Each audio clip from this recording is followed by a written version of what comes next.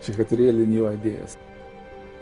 Although Julia Robinson showed that there was no universal method to solve all equations in whole numbers, mathematicians were still interested in finding methods to solve special classes of equations. It would be in France in the early 19th century, in one of the most extraordinary stories in the history of mathematics, that methods were developed to understand why certain equations could be solved while others couldn't.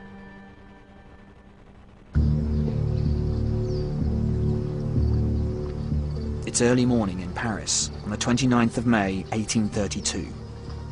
Every Galois is about to fight for his very life. It's the reign of the reactionary Bourbon king Charles X. And Galois, like many angry young men in Paris then, is a republican revolutionary. Unlike the rest of his comrades though, he has another passion: mathematics. He'd just spent 4 months in jail. Then, in a mysterious saga of unrequited love, he's challenged to a duel. He'd been up the whole previous night, refining a new language for mathematics he'd developed. Galois believed that mathematics shouldn't be the study of number and shape, but the study of structure. Perhaps he was still preoccupied with his maths. There was only one shot fired that morning. Galois died the next day, just 20 years old. It was one of mathematics' greatest losses. Only by the beginning of the 20th century would Galois be fully appreciated and his ideas fully realized.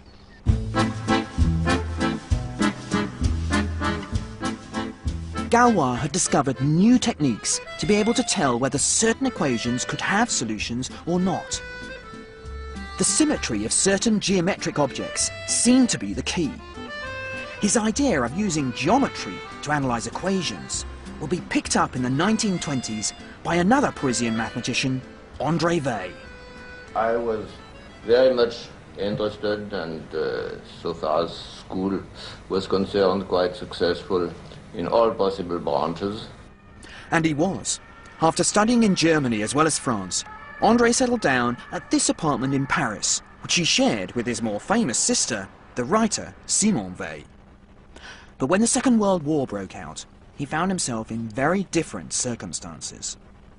He dodged the draft by fleeing to Finland, where he was almost executed for being a Russian spy. On his return to France, he was put in prison in Rouen to await trial for desertion. At the trial, the judge gave him a choice: 5 more years in prison or serve in a combat unit. He chose to join the French army, a lucky choice, because just before the Germans invaded a few months later, all the prisoners were killed. Weil only spent a few months in prison, but this time was crucial for his mathematics, because here he built on the ideas of Galois and first developed algebraic geometry, a whole new language for understanding solutions to equations. Galois had shown how new mathematical structures could be used to reveal the secrets behind equations. Weil's work led him to theorems that connected number theory, algebra, geometry and topology, and are one of the greatest achievements of modern mathematics. And without André Weil, we would never have heard of the strangest man in the history of maths, Nicolas Bourbaki. There are no photos of Bourbaki in existence, but we do know that he was born in this cafe in the Latin Quarter in 1934, when it was a proper cafe, the Café Coupolade, and not the fast food joint it's now become. Just down the road, I met up with Bourbaki expert David Orban. I must say, actually, when I was a graduate student, I got quite frightened when I used to go into the library, because this guy Bourbaki had written so many books. Something like 30 or 40 altogether. In analysis, in geometry, in topology, it was all new foundation. Virtually everyone studying maths seriously anywhere in the world in the 1950s, 60s and 70s would have read Nicolas Bourbaki. And he also applied for membership of the American Math Society, I heard. But At which point he was denying membership. Really? On the ground that he didn't exist. Oh. The Americans were right. Nicolas Bourbaki does not exist at all, and never has. Bourbaki is in fact the nom de plume for a group of French mathematicians led by André Weil, who decided to write a coherent account of the mathematics of the 20th century. Most of the time, mathematicians like to have their own names on theorems. But for the Bourbaki group, the aims of the project overrode any desire for personal glory. After the Second World War, the Bourbaki baton was handed down to the next generation of French mathematicians, and their most brilliant member was Alexander Grothendieck. Here at the IHES in Paris, the French equivalent of Princeton's Institute for Advanced Study, Grothendieck held court at his famous seminars in the 1950s and 1960s. He had this incredible charisma, and he had this amazing ability to see a young person and somehow know what kind of contribution this person can make to this incredible vision he had of how mathematics, so to speak, could be. And this vision enabled him to get across some very difficult ideas indeed. He says, suppose you want to open a walnut. So the standard thing is you take a nutcracker and you just break it open. And he says his approach is more like you take this walnut and you put it out in the snow and you leave it there for a few months. And then when you come back to it, it just opens. Grothendieck is a structuralist. What he's interested in are the hidden structures underneath all mathematics. Only when you get down to the very basic architecture and think in very general terms will the patterns in mathematics become clear. Grothendieck produced a new powerful language to see structures in a new way. It was like living in a world of black and white and suddenly having the language to see the world in colour. And it's a language that mathematicians have been using ever since to solve problems in number theory, geometry, even fundamental physics. But in the late 1960s, Grothendieck decided to turn his back on mathematics after he discovered politics. He believed that the threat of nuclear war and the questions of nuclear disarmament were more important than mathematics. And that people who continued to do mathematics rather than confront this threat of nuclear war were doing harm in the world. Grothendieck decided to leave Paris and move back to the south of France where he grew up. Bursts of radical politics followed, and then a nervous breakdown. He moved to the Pyrenees and became a recluse. He's now lost all contact with his old friends and mathematical colleagues. Nevertheless, the legacy of his achievements means that Grothendieck stands alongside Cantor, Gödel and Hilbert as somebody who has transformed the mathematical landscape. He changed the whole subject in a really fundamental way. I mean, it'll never go back. Certainly he's the dominant figure of the 20th century.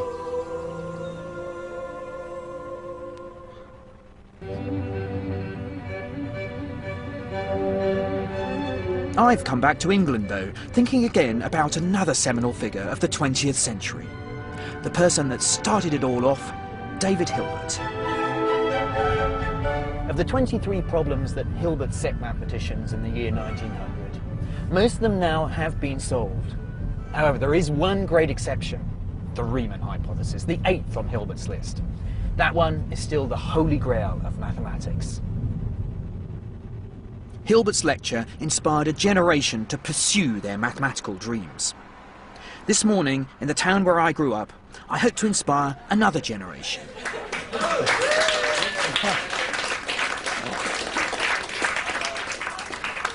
Thank you. Well, hello, my name's Marcus de Sotoy, and I'm a professor of mathematics up the road at the University of Oxford.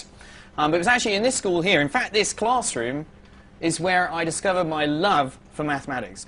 And this love of mathematics that I first acquired here in my old comprehensive school still drives me now. It's a love of solving problems. There are so many problems I could tell them about, but I've chosen my favourite. I think that a mathematician is a pattern searcher, and that's really what mathematicians try and do. We try and understand sort of the patterns and the structure and the logic to explain the way the world around us works. And this is really at the heart of the Riemann hypothesis. The task is there any pattern in these numbers which can help me to say where the next number is going to be? What's the next one after 31? How can I tell? These numbers are, of course, prime numbers, the building blocks of mathematics. The Riemann hypothesis, a conjecture about the distribution of the primes, goes to the very heart of our subject. Why on earth is anybody interested in these primes? Why is the army interested in primes? Why are spies interested in primes? Isn't it to encrypt stuff? Exactly. I study this stuff because I think it's all really beautiful and elegant, but actually there's a lot of people who are interested in these numbers because they're very practical use. The bizarre thing is that the more abstract and difficult mathematics becomes, the more it seems to have applications in the real world. Mathematics now pervades every aspect of our lives. Every time we switch on the television, plug in a computer, pay with a credit card, there's now $1 million for anybody who can solve the Riemann hypothesis. But there's more at stake than that. Anybody who proves this theorem will be remembered forever. They'll be up on that board ahead of any of those other mathematicians. And that's because the Riemann hypothesis is a cornerstone of maths. Thousands of theorems depend on it being true. Very few mathematicians think that it isn't true, but mathematics is about proof, and until we can prove it, there will still be doubt. Maths has grown out of this passion to get rid of doubt. This is what I've learned in my journey through the history of mathematics. Mathematicians like Archimedes and Al-Khwarizmi, Gauss and Grothendieck were driven to understand the precise way numbers and space work. Maths in action, that one. It's beautiful. It's really nice, yeah. Using the language of mathematics, they've told us stories that remain as true today as they were when they were first told. In the Mediterranean, I discovered the origins of geometry. Mathematicians and philosophers flocked to Alexandria, driven by their thirst for knowledge and the pursuit of excellence.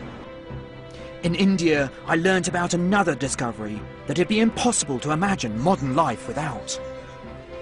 So here we are, in one of the true holy sites of the mathematical world. Up here are some numbers, and here's the new number. It's 0. In the Middle East, I was amazed at Al-Khwarizmi's invention of algebra. He developed systematic ways to be able to analyse problems so that the solutions would work whatever the numbers you took. In the golden age of mathematics in Europe in the 18th and 19th centuries, I found how maths discovered new ways for analysing bodies in motion, and new geometries that helped us to understand the very strange shape of space. It is with Riemann's work that we finally have the mathematical glasses to be able to explore such worlds of the mind. And now my journey into the abstract world of 20th century mathematics has revealed that maths is the true language the universe is written in, the key to understanding the world around us. Mathematicians aren't motivated by money and material gain, or even by practical applications of their work. For us, it's the glory of solving one of the great unsolved problems that have outwitted previous generations of mathematicians. Hilbert was right. It's the unsolved problems of mathematics which make it a living subject, which obsess each new generation of mathematicians. Despite all the things we've discovered over the last 7 millennia, there are still many things we don't understand. And it's Hilbert's call of we must know, we will know, which drives mathematics. You can learn more about the story of maths with the Open University at open2.net.